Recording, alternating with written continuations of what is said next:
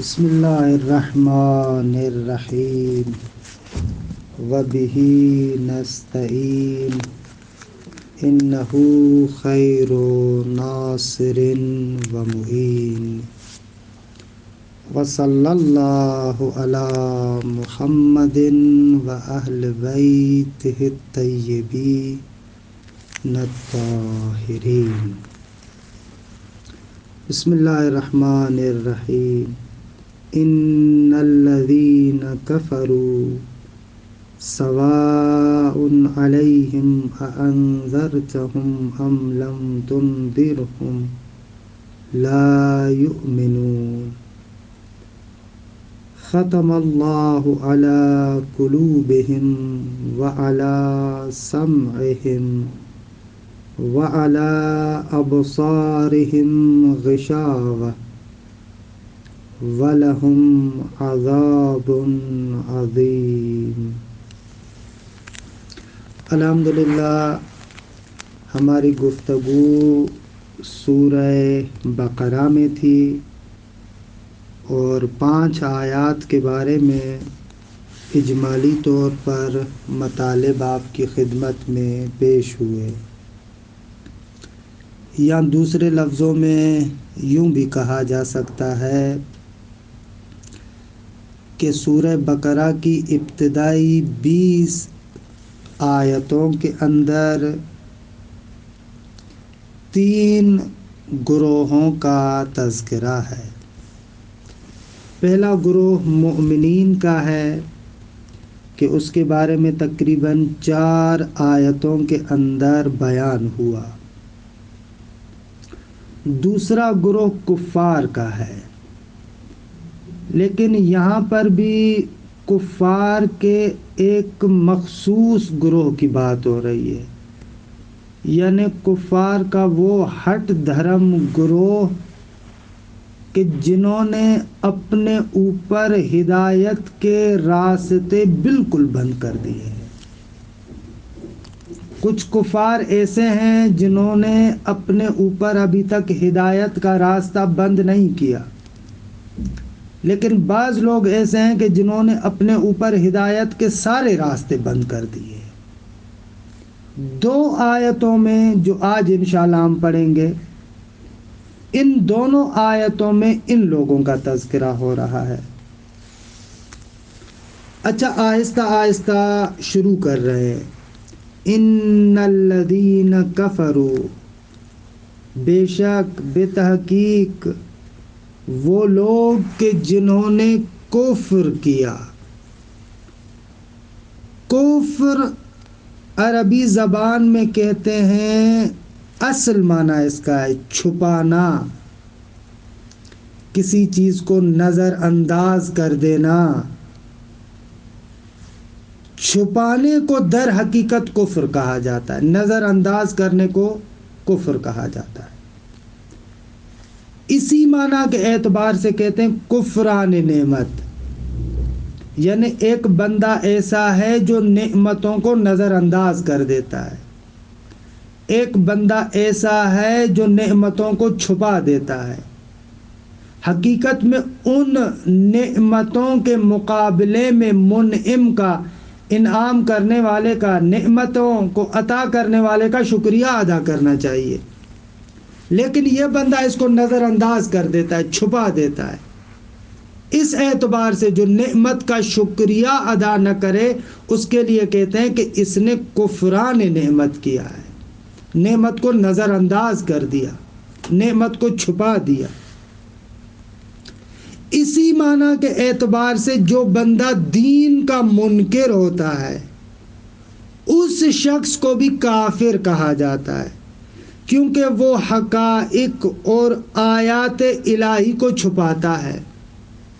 خدا کی جانب سے جو آیات ہیں، نشانیاں ہیں، حقائق ہیں، ان کو چھپاتا ہے یا ان کو نظر انداز کر دیتا ہے۔ اس اعتبار سے کافر کو کافر کہا جاتا ہے۔ اچھا، قرآن مجید پہلے مرحلے میں مومنین کا تذکرہ کیا یہاں پر سورہ بقرہ میں، اب کفار کا تعارف کرا رہا ہے کہ یہ لوگ ایسے ہیں جو آیات الہی کو قبول کرنے کے لیے اصلاً حاضر نہیں ہیں. یہ لوگ کبھی بھی آیات الہی کو قبول نہیں کرتے، ان کا انکار کرتے، ان کو چھپاتے ہیں، ان کو نظر انداز کرتے ہیں. اور کفار میں سے بھی یہ وہ گروہ ہے جو اپنی زبان سے یا اپنی حالت سے یہ کلمات ادا کرنے والے ہیں کہ سورہ شعراء کی 136 نمبر آیت میں ہے سواء علینا اوعظت ام لم تکن من الواعظین. کچھ لوگ ایسے ہیں جو کہتے ہیں کہ ہمارے لیے برابر ہے تم وعظ و نصیحت کرو یا وعظ و نصیحت نہ کرو، ہمارے لیے برابر ہے، ہم لوگوں نے نہیں ماننا. یہ حق کے دشمن کہ جن کی زبان اور جن کا عمل اس چیز کا پتہ دے رہا ہے. یہاں پر اس قسم کے کفار کی بات ہو رہی ہے جو سورہ شعراء میں بیان ہوا کہ ایسے کہتے سواء علینا اوعظت ام لم تکن من الواعظین، چاہے تم ہمیں نصیحت کرو یا نصیحت نہ کرو، ہم لوگوں نے تمہاری بات نہیں ماننی.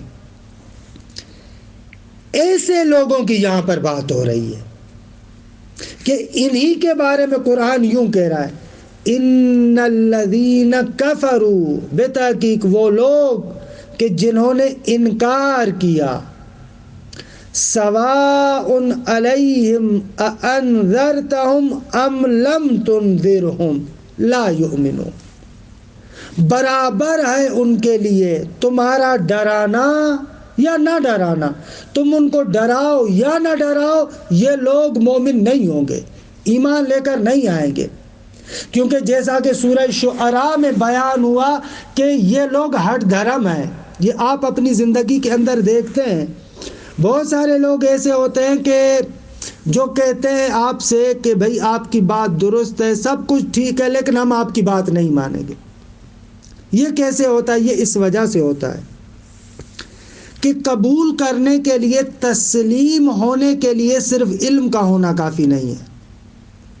یہ آپ بات اچھے طریقے سے جان لیں کہ ضروری نہیں ہے کہ جس بات کو انسان جانتا ہو اس کو تسلیم بھی کرتا ہو.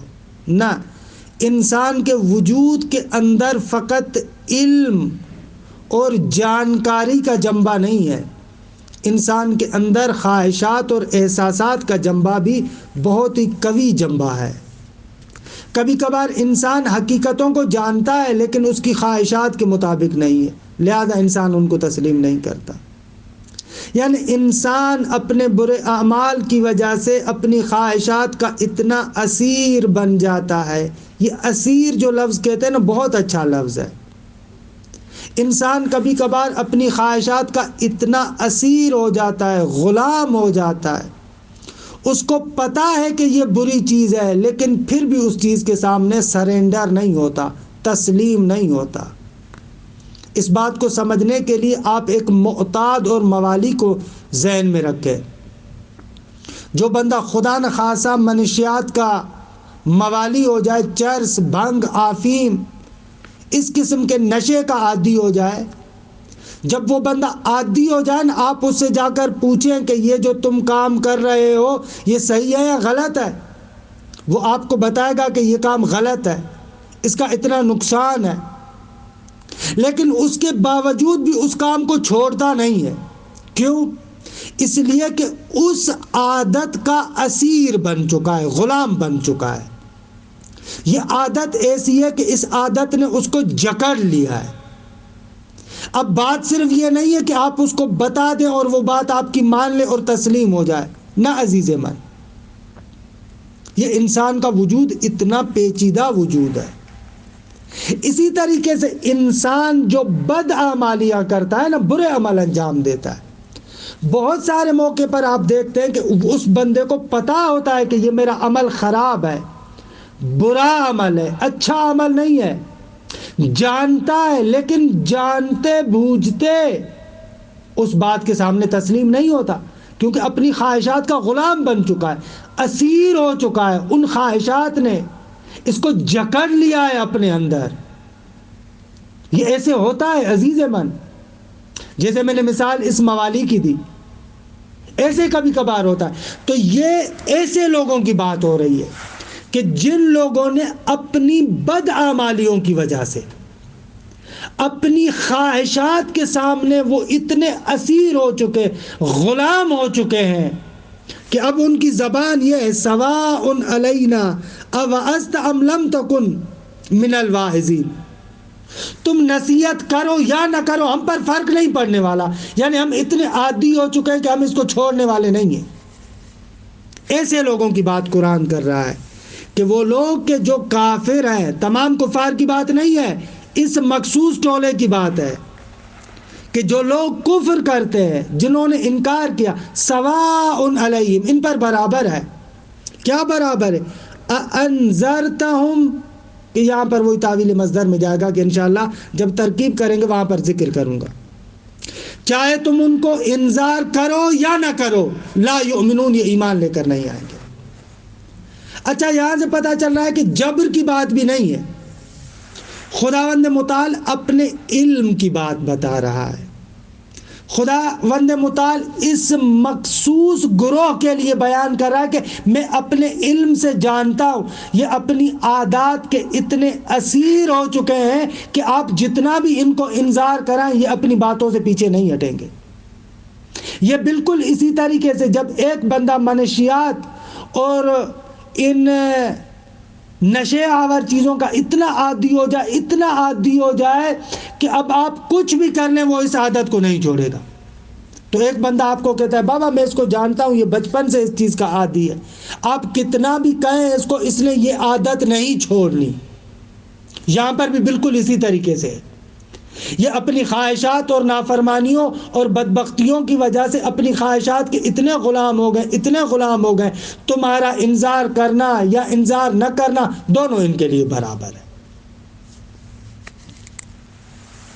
اچھا، اس آیت پر اگر آپ تأمل کریں تو یہ سمجھ میں آ رہا ہے کہ صرف انبیاء کی دعوت کا ہونا کافی نہیں ہے. یہ ایک بہت بڑا درس ہے آپ کی اور ہماری عملی زندگی کے لیے. اگر انسان سعادت پر نہیں آتا تو ہمیشہ آپ قصوروار بلانے والے کو نہ قرار دیں، بلکہ کبھی کبھار قابل اپنی قابلیت اور صلاحیت کو کھو دیتا ہے، ختم کر دیتا ہے. جب وہ اپنی صلاحیت کو ختم کر دیتا ہے تو پھر بلانے والا نبی کائنات ہو وہ بھی بلائے تو بھی یہ بندہ ہدایت کی طرف نہیں آئے گا. یہ پیغمبر اکرم سے خطاب ہے، ان الذین کفروا علیہم سواء علیہم اانذرتہم ام لم تنذرہم لا یؤمنون. کیونکہ انہوں نے اپنے اندر وہ صلاحیت، استعداد اور قابلیت ختم کر دی ہے. اس میں مصطفیٰ تمہارا قصور نہیں ہے. تو عزیز من، یہ آپ ایک بہت بڑا درس اس آیہ کریمہ سے لے سکتے ہیں. جب بھی آپ کسی معاشرے کے اندر خدمت کریں، بلائیں، اگر کوئی بندہ آپ کی بات کو نہیں مانتا تو آپ مایوس نہ ہو، آپ اپنے آپ کو برا بلا نہ کہیں، اپنا کام کرتے رہیں، آپ کی ذمہ داری ہے. لیکن اگر کوئی بندہ آپ کی بات نہیں مانتا، آپ کی طرف نہیں آتا تو آپ کو پریشان ہونے کی ضرورت نہیں، کیونکہ ہو سکتا ہے کہ سامنے والے نے اپنی استعداد ختم کر دی ہو. آپ کو پریشان ہونے کی ضرورت نہیں ہے.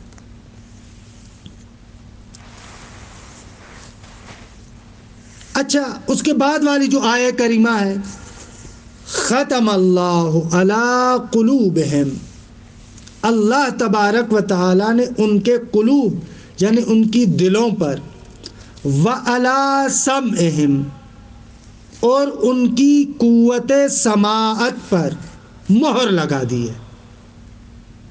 اچھا، اس کی وضاحت کرتا ہوں. وعلی ابصارہم غشاوہ، اور ان کی آنکھوں پر پردے پڑے ہوئے، ایک پردہ ہے. وَلَهُمْ عَذَابٌ عَظِيمٌ، اور یہی وہ لوگ ہیں جن کے لیے عظیم عذاب ہے. یہاں پر چند نکات کو سمجھنے کی ضرورت ہے. پہلی بات، قلب کسے کہتے ہیں؟ مہر سے کیا مراد ہے؟ ان کو سمجھیں۔ قرآن مجید انسان کو انسان کی جو شناخت کرواتا ہے، اس میں ایک جنبہ انسان کا یہ حواس ظاہرہ ہے، جو ظاہری حواس ہیں، جو ظاہری سینس ہیں، دیکھتا ہے، سنتا ہے، بولتا ہے، چھوتا ہے، چکھتا ہے، سونگھتا ہے، یہ ظاہری جو سینس ہے۔ ایک یہ ذریعہ ہے جن کے ذریعے سے انسان مختلف چیزوں کو پرکھتا ہے اور سمجھتا ہے۔ دوسرا ذریعہ انسان کے اندر قوت عقل ہے۔ اس قوت عاقلہ کے ذریعے سے، اس قوت عقل کے ذریعے سے انسان بہت سارے حقائق کو سمجھتا ہے۔ ایک تیسرا بھی سینس ہے انسان کے اندر، معرفت کا وسیلہ ہے، جس کو قرآن قلب کے ساتھ تعبیر کرتا ہے، یعنی دل۔ اس قلب اور دل سے مراد قرآن کے اندر یہ گوشت کا صنوبری شکل کا لوتھڑا نہیں ہے جو آپ کے سینے کے اندر موجود ہے، یہ مراد نہیں ہے قلب جو قرآن میں استعمال ہوتا ہے، بلکہ قلب سے مراد روح انسان، قلب سے مراد انسان کی جان اور حقیقت، قلب سے مراد انسان کے تمام احساسات اور ادراکات کا مرکز، قلب سے مراد وہ انسان کی حقیقت کہ جس حقیقت کے ذریعے سے تمام حقائق کو درک کرتا ہے۔ دوسرے لفظوں میں قلب یعنی وہی روح، جان انسان، حقیقت انسان، جس کے ذریعے سے انسان سمجھتا ہے، بوجھتا ہے، عقل سے ہٹ کر ہے۔ عقل ایک اس روح کی شان ہے، ایک جنبہ ہے جس کے ذریعے سے استدلال، دلیل، ان چیزوں کو، مفاہیم کو، ان چیزوں کو درک کرتا ہے۔ لیکن قلب یعنی وہ انسان کی ہستی اور حقیقت کو تشکیل دینے والی چیز کہ اس کے اندر بھی ادراک کی صلاحیت ہے، وہ بھی حقائق کو درک کرتی ہے۔ عقل انسان بھی سمجھتی ہے، عقل کے ذریعے سے بھی انسان حقائق کو سمجھتا ہے، قلب کے ذریعے سے بھی سمجھتا ہے، لیکن دونوں میں فرق ہے۔ عقل کے ذریعے سے مفاہیم کو سمجھتا ہے، لیکن قلب کے ذریعے سے حقائق کو پا لیتا ہے، حقائق کو پا لیتا ہے۔ اس لیے قلب کے ذریعے سے کہتے ہیں انسان کو شہود ملتا ہے، اس حقیقت کو پا لیتا ہے۔ حقیقت کو پا لینے والی جو صلاحیت انسان کے اندر ہے وہ اس قلب کے ذریعے سے ہے۔ کہ بہرحال اس مقام پر میں اتنی وضاحت کر سکتا ہوں۔ اور مہر کا مقصد یہ ہے، پرانے زمانے میں جو مہر لگاتے تھے اس مہر کا مقصد یہ ہوتا تھا کہ مثلا خط لکھا، نامہ لکھا، آخر میں مہر لگا دی۔ اچھا، آخر میں مہر لگا دی یعنی کیا کیا؟ آخر میں مہر لگا دی یعنی یہاں پر بات ختم ہو گئی، اس کے نیچے اب میری بات نہیں ہوگی، اختتام کا اعلان۔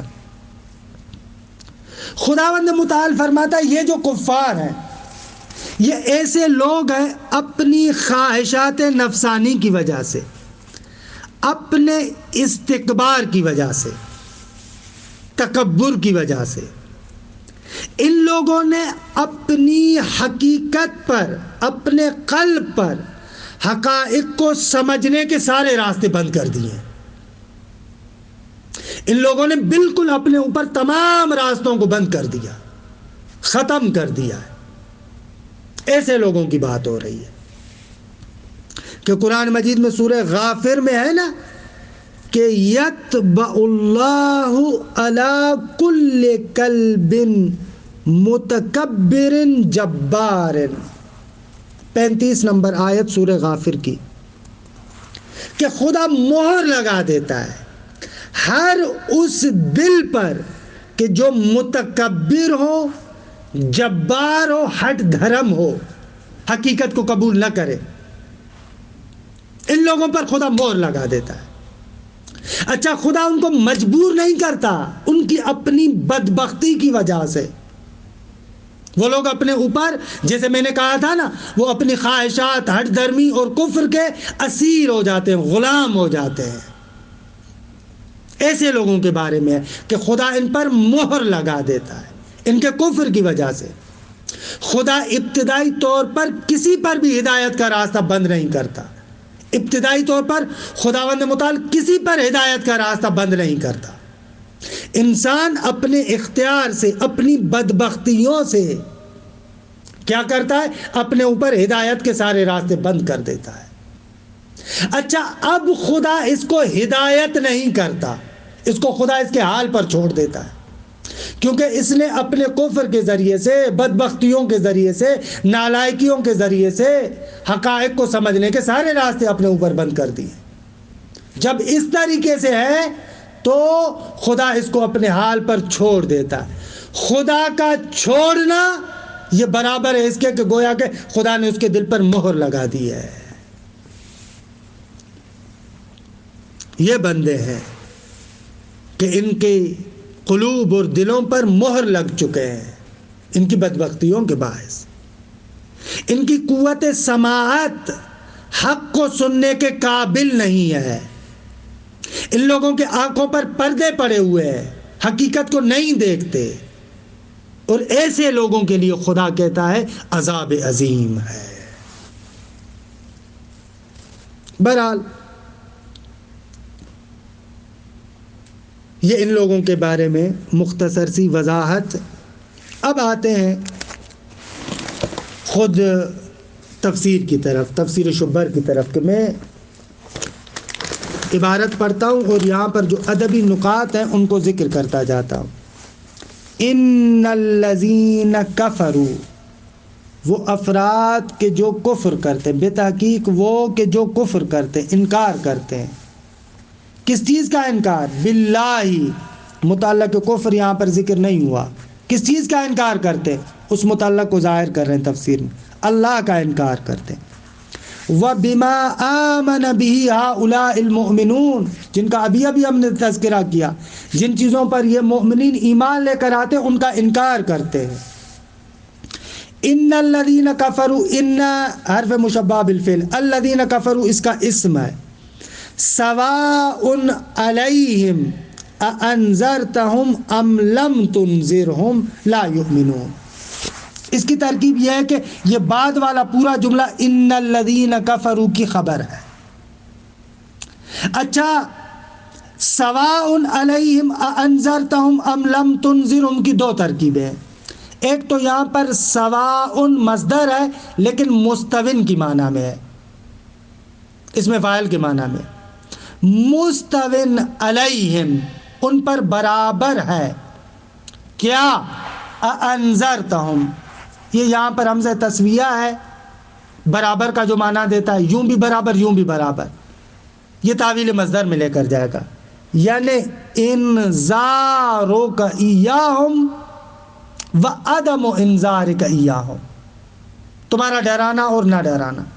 انذارک، یہ بعد والا جملہ تعویل مصدر میں آ کر مستوٍ کے لیے فاعل بنے گا۔ ایک ترکیب یہ ہے۔ یا دوسری ترکیب یہ ہے سواء علیہم، یہ خبر مقدم، انذرتہم ام لم تنذرہم لا یؤمنون، یہ تعویل مصدر میں آ کر مبتدا مؤخر بنے گا۔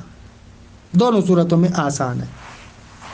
یہ لوگ کہ جو انکار کرتے ہیں، سواء علیہم برابر ہے ان پر، انذرتہم چاہے تم ان کو ڈراؤ، یعنی اخوفتہم چاہے تم ان کو ڈراؤ۔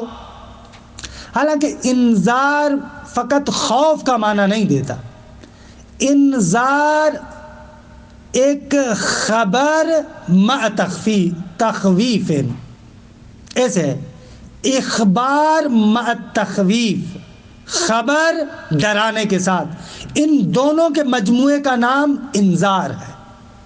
لغت کے اندر اردو میں ہمارے پاس ایسا لفظ نہیں ہے جو انذار کا وہ اچھا معنی بیان کرے.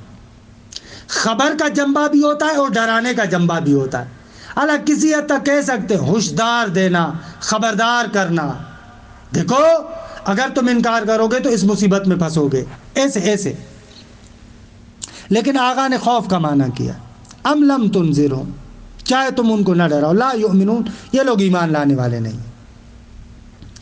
اچھا آقا کہہ رہے ہیں یہ جبر نہیں ہے، یہ مجبور نہیں ہے، بلکہ اخبر تعالی ان علم ہی فیہم، خداوند متعال اپنے علم کی بات کر رہا ہے ان کے بارے میں. ہم جانتے ہیں ان لوگوں نے ہدایت کا راستہ اپنے اوپر بند کر دیا، چاہے ڈراؤ نہ ڈراؤ یہ لوگ ایمان لینے والے نہیں ہیں. جیسے وہی مثال میں نے دی، معتاد آدمی، موالی آدمی، بھائی کتنا بھی سمجھاؤ اس نے نہیں باز آنا ان چیزوں سے. ایسے ختم اللہ علی قلوبہم وعلی سمعہم وعلی ابصارہم غشاوہ، خدا نے ان کے دلوں پر اور ان کے سماعت پر اور ان کی آنکھوں پر پردہ ہے. خدا نے ان کے دلوں پر اور ان کی سماعت پر مہر لگا دی ہے اور ان کی آنکھوں پر پردہ ہے. اچھا یہ کیا مطلب بھائی؟ نعوذ باللہ خدا نے ان کو مجبور کیا ہے.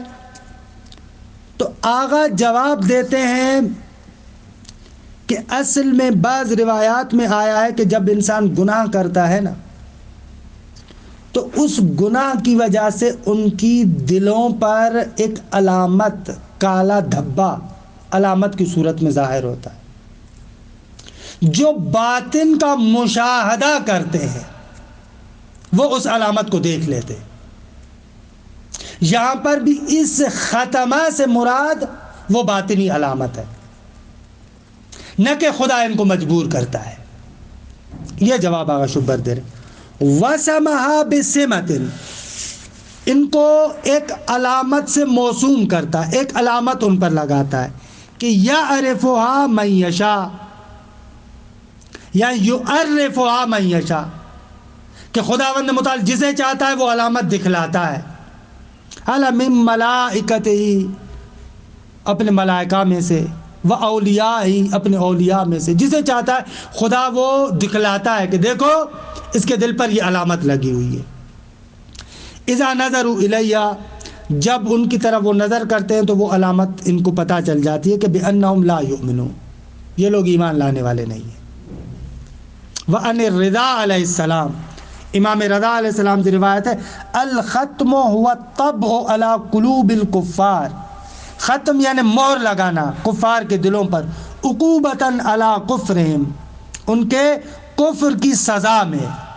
خدا کسی کو ابتدائی طور پر ایسے نہیں کرتا کہ اس کے دل پر مہر لگا دے، نہ، وہ خود بدبختی کرتا ہے، اس کے سزا کے طور پر اس کو یہ ملتا ہے. کما قال تعالی بل طبع اللہ علیہ بکفرہم، جیسے خداوند متعال فرماتا ہے کہ خدا نے ان کے کفر کی وجہ سے ان کے دلوں پر مہر لگا دی ہے.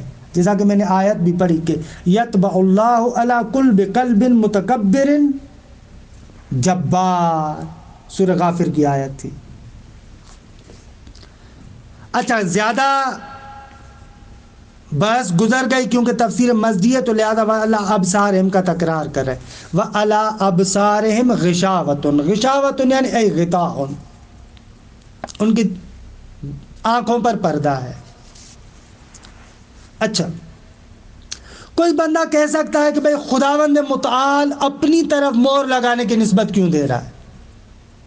تو جواب اس کا ایک جواب یہاں پر جو دے رہے ہیں آغا شبر، وہ یہ ہے کہ یہ حقیقت میں تحکم ہے، تمسخر اڑانا ہے اسی بات کے ذریعے سے جو یہ بات خود کرتے تھے.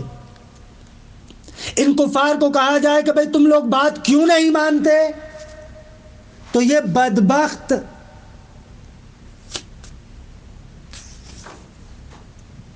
وہاں پر آ کر الٹی سیدھی باتیں کرتے تھے. سورہ فصلت کی آیت نمبر 5 دیکھیں، وہ کہتے تھے قلوبنا فی اکنہ، ہمارے قلب اور دل حجابات میں ہیں، پردوں میں ہیں، مما تدعوننا الیہ، جس چیز کی طرف تم بلاتے ہو نا اس چیز کی نسبت سے ہمارے دل پردے میں ہے. وفی آذاننا وقر، اور ہمارے کانوں میں سنگینی ہے، نہیں سن پاتے بھائی تمہاری بات.